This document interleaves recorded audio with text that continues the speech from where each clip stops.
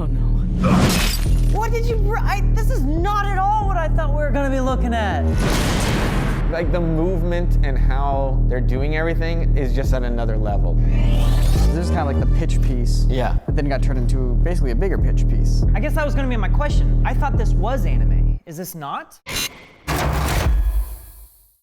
Big thanks to Vessi Shoes for sponsoring today's episode. At the end of this video, I'll tell you how you can get $25 off your own pair of Vessi Shoes. Hey everybody, welcome back to another episode of Animators React. We are here joined by Alex, who is a professional animator, has worked on a bunch of films that you have probably heard of. Right now I'm working on the recently announced Bad Guys over at DreamWorks, as well as cool new things over at Double Plus Animation. So we're gonna show him a bunch of cool stuff. We're gonna show him some anime and see what he thinks about that, and maybe you can break down what makes it so special. You've seen the thumbnail. You know what we're gonna be talking about in this episode. Let's get to it. I'm scared, Dad. What if I can't do this? Follow me. Okay, so this is a show called Invincible on Prime Video. I have no idea what this is. So Invincible, it's a comic that's been going on a long time. It's created by Robert Kirkman, who also created a little indie project called The Walking Dead. I've never heard of it. Yeah, it's just zombies, I don't know. A little while ago, it got greenlit as both an animation series as well as a feature film live action. It's also for a more adult-oriented demographic. It's a bit of a new thing. We haven't seen a lot of adult animation in the US. That's why anime is so cool, is like anime is not the genre, it's just like how they do it. Man, Flash is coming out of nowhere a lot.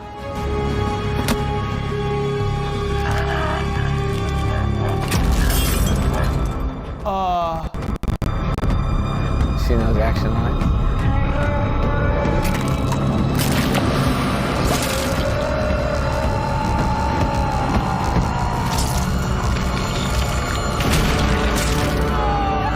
That's not where I expected the scene to go. Oh no.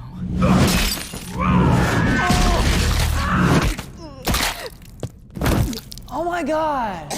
When she coughs out the blood after her head is turned around, Onto her it's just cape. like... What did you, this is not at all what I thought we were gonna be looking at. The difference is you're used to seeing cartoons that look similar to this not being anywhere close to this violent. Yeah. I mean, in a nutshell, this is what Invincible is. There's definitely things that are being used in a very anime-adjacent way with close-ups, small reactions. But the choreography in this is really like adjacent for me to a Studio Mir style way of thinking where everything is grounded, character-based movement. This is definitely like taking the things you like about a superhero show and turning them on their head, which is exactly what the comic book did, and I think it's successful. Where it's not successful is when you see Invincible flying around sometimes, he definitely feels like a cutout just kind of moving around, and that's 100% coming from budget and time. I do feel like the Flash, in particular during this fight scene, is a little lackluster. Yeah. Like just the pure red stripe, it's just a single static pose. It feels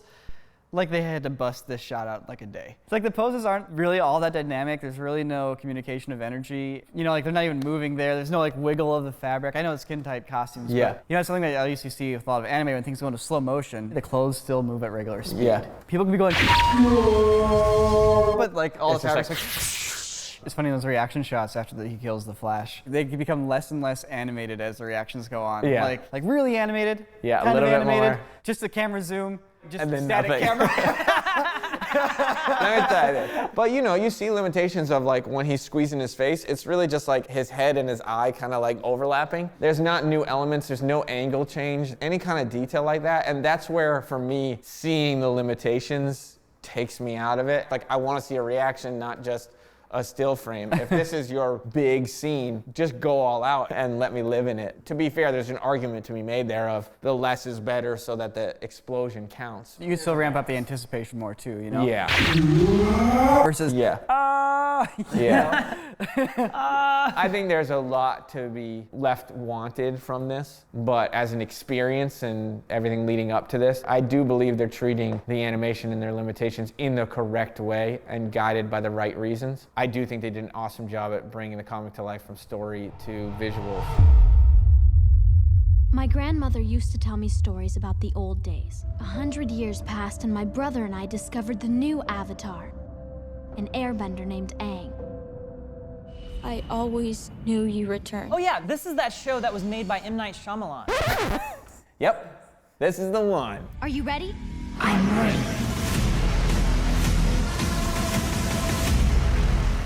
This show has like a special place in my heart because it kind of brought anime back in my life a little bit. And now this could be considered not anime, but anime inspired. I guess that was gonna be my question. I thought this was anime.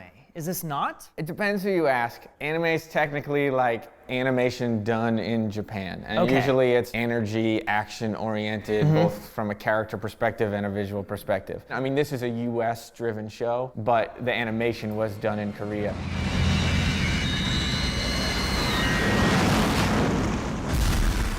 At the time when this came out, there was nothing else like it. It really pushed everything for cartoons. It pushed storytelling in a whole new direction. It pushed the idea of like serialized major animation, especially on a channel like Nickelodeon, way further than I had ever seen before. And then visually, it just was like on a whole nother level. I feel like they're really nailing fire animation here because fire is something that is kind of interesting to do because it glows, it emits light. Yeah, the way this is animated is so fantastic because even as he uses fire to fly, as he changes direction, he's kind of turning off that power and then redirecting. You'll see it in like Baymax or Iron Man or these higher detailed characters.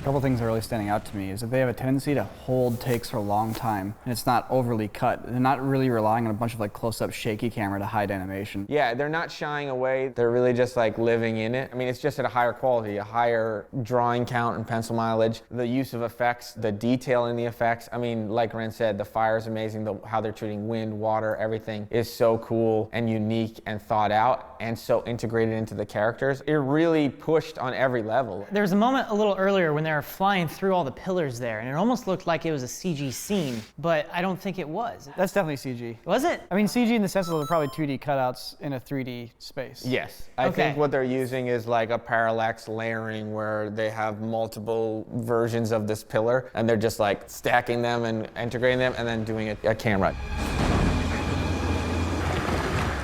Something that I think people just take for granted when watching this or don't really think about is air. You know, he's the airbender, he's bending air, so you have to somehow demonstrate and animate air, but it's something that's invisible. And so you have a lot of these creative liberties where it's like, oh, we'll just make the air kind of like transparent water in a way. We'll have white action lines for the movement. And like we've all learned to speak that in terms of cinematic language is that, oh, that's air. We all accept that it's air, even though visually air looks nothing like that. Yeah, it doesn't exist, right.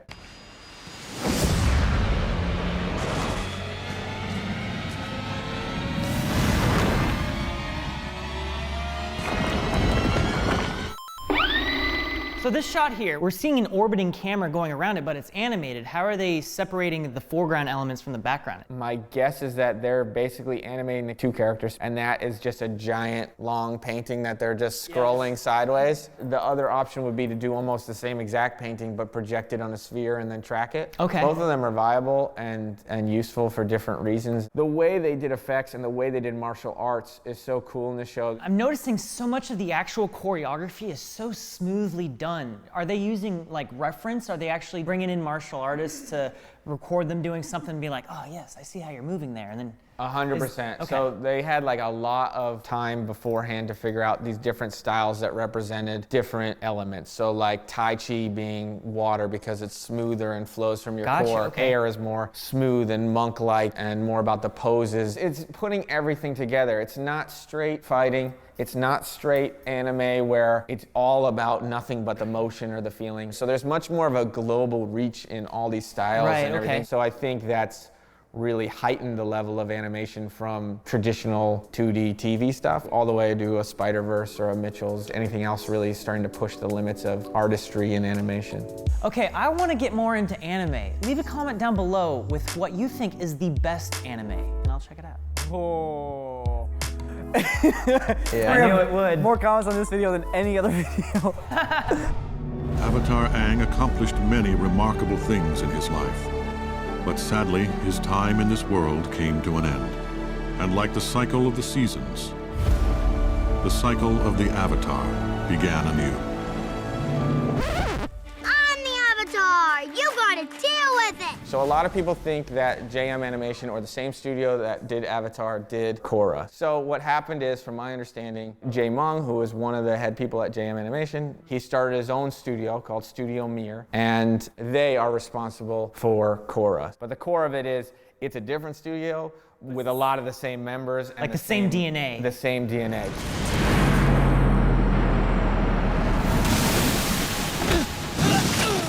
Like the movement and how they're doing everything is just at another level. Like the amount of martial arts reference being used in a clever way mixed with the bending. In Korra, they start experimenting of like, if you have fire or can produce heat, what could you do to metal? And so you're getting to experience fight sequences that are using elements in a new and exciting way, martial arts in a new and exciting way, and their environments in a new exciting way. And then visually, just the frame count like I talked about before. I mean, we're talking jumping from 3,000 to 4,000 drawings an episode. This is close to 15 to 20,000 an episode. I'm definitely noticing the detail and the layers going on here. There's a lot going on. It's just crazy. You're also going to see a lot more use of CG in a way that you probably won't notice the CG. Really? Like vehicles and things like that. It's being used and rendered in a way that you don't care about. But the effects are still heavily 2D. They're just being smarter about their production, but maintaining the quality and the importance of the story.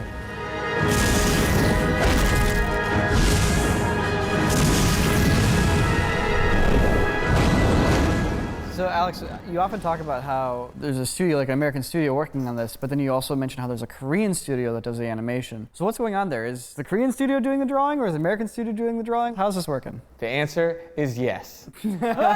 This is a show that's greenlit by an American company. It's like hiring an animation studio. It's just they happen to be in Korea. A lot of the pre-production or front end of stuff usually happens wherever it's being greenlit, and then you decide where that shifts and how much that shifts. So it could shift entirely to Studio Mir to do awesome boards because they have the artists and they have a mindset and they know the world at this point. But you could still have people on the Nickelodeon side stepping in or doing boards or doing drawovers or doing things to maintain the quality and guide the larger team. Are most of the in-betweening studios in Korea, or? I would say it's a mix. As of right now, it seems like Korea has a major expansion into the realm of anime-inspired work. If you want a show that looks like this, there's only so many studios that you have access to. The anime studios are more closed off in creating their own content, whereas Korea seems more open to working on partnered animations with American creators and studios, and because of their history with Avatar growing into Korra and beyond, have learned how good of an experience that is and how you push each other.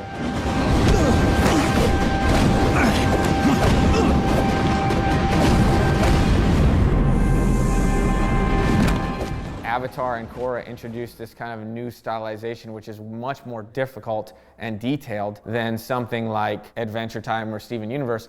But it's a lot less detailed than something like God of High School, where you're gonna see like the threads on their shirt, you know? And that's why you're not gonna find a lot of studios like Studio Mir and other studios that are kind of pushing these boundaries. Okay, you keep talking about Studio Mir, but you've said that you've done some work with them before? Yeah, so a few years back I created this project called Koji. For the most part, I was a co-writer and producer and co-director on this. So, okay, so this is basically your brainchild here. Okay, let's take a look. I'm interested.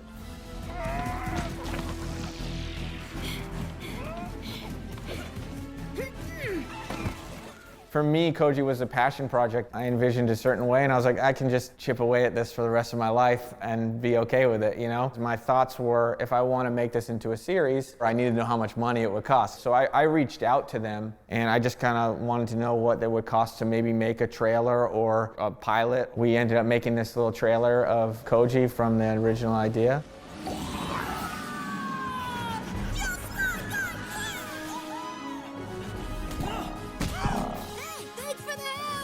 So for a piece like this, are people still drawing this on like cells? Like, is this still hand drawn, or is this all being drawn in a computer? So for this, it's kind of like Korra, where there are elements clearly CG. I think they're probably utilizing digital painting, as you can see in the background, but the animation is hand drawn. So it's Okay. pencil and paper. I can't help but notice like how clean the drawings are, to the point where it's like it doesn't feel like you could get to be that clean if you actually drew it by hand. You know, you'd get the pen bleeding a little bit into the fibers of the paper, or you know, pencil issues, or paint lines. How are they actually getting such clean drawings? So with most productions, I would say that the cleanup and the color is primarily digital, if not completely. There's the rough pass, the tie-down pass, where it just starts being on model, the cleanup pass, so it's just like one clean line. I imagine the cleanup pass is digital here, because then the color is digital as well, and you need to create those borders so that you can fill the color, so you can use technology to your advantage. Would it be possible to see the original trailer that you made for this?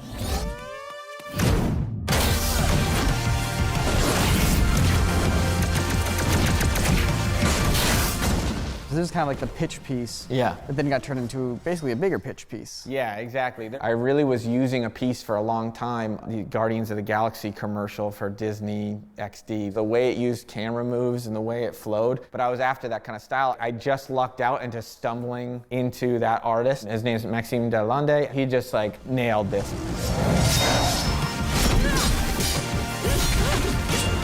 It's got a Pixar look to it. I like how when she shoots the arrow, we actually see the painted action lines. Yeah. Like the action lines are there, but literally as brush strokes in the background. So we wanted to make sure the style was true to itself throughout. If that's the brush stroke, if that's the pencil being used, we want it to be used throughout so that it all feels integrated. And where I'm taking in this piece in particular, like from a Pixar aesthetics and appeal, just because it's been ingrained in me throughout what I've been exposed to the most, and bringing elements that I like from anime without losing like the story elements of a Pixar movie or character elements from these high level like DreamWorks and Disney. All I have is nice things to say about Studio Mir and our work together on this. I grew so much artistically from this experience, but their team really just took it to another level.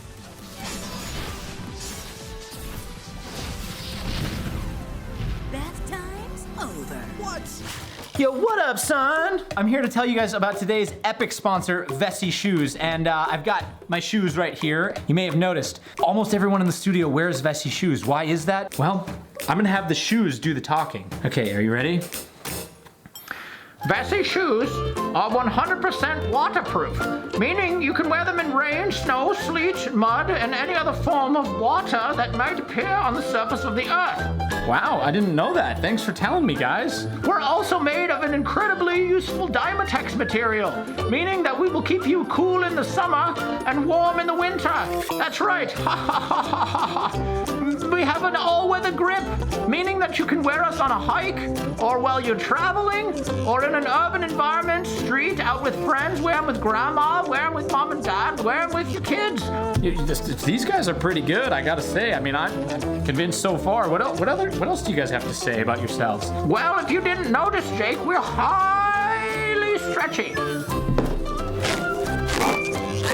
That's right, we're highly stretchy. Wow. Vessi is constantly thinking about the environmental impact that their shoes might have, meaning that they have an incredibly efficient production process. Well, hey, thanks guys for keeping me so informed on why these shoes are so incredible. No problem, Jake. If you're interested, head on over to VessiFootwear.com/CorridorCrew and you'll get $25 off your first order. Really? $25 off my first order? That's right, $25. Link in the description below. Link in the description below. Thanks, guys. Thank you so much for watching. This was a really fun one. This was very eye-opening. Thanks for coming on, Alex. This has been a blast. I hope we have you back at some point soon. Maybe we'll actually finally take a look at Love, Death, and Robots. People have been asking for it for 2 years now. And Redline. I know, Redline's amazing. I watch it, it's so good. Next episode! If you want to see more of Alex's stuff, go over to Instagram. He's Snowmation, or you can check out his bigger projects at Double Plus Productions. We'll see you guys next time. Stay tuned. Let's go get some smash in. Smashing. We'll see you next time. Especially if you've subscribed.